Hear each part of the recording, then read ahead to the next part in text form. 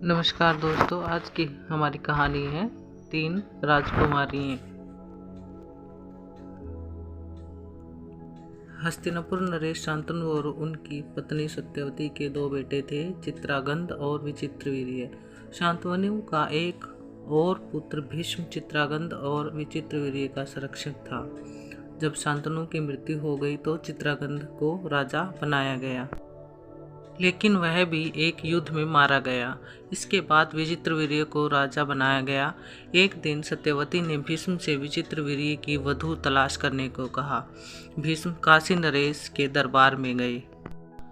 वहां काशी नरेश अपनी 3 बेटियों के लिए स्वयंवर रचा रहे थे। जब वहां उपस्थित राजकुमारों ने भीष्म को देखा तो यह कहकर उनका उपहास करने लगे कि एक बूढ़ा आदमी युवा राजकुमारियों से विवाह करने आया है।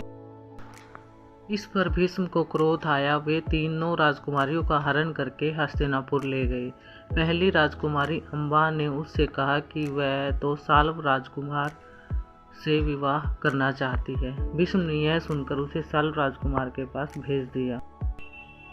अंबिका और अंबालिका का विवाह विचित्रवीर्य से कर दिया गया।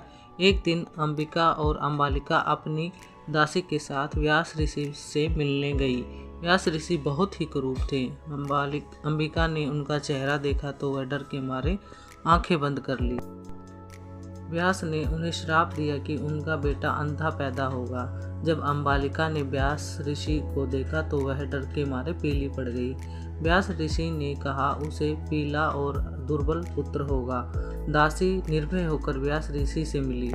व्यास ऋषि ने उसे आशीर्वाद दिया कि उसका पुत्र बहुत बुद्धिमान होगा। समय बीतने के साथ अंबिका ने राजकुमार धृतराष्ट्र को जन्म दिया, जो शक्तिशाली तो था पर अंधा था।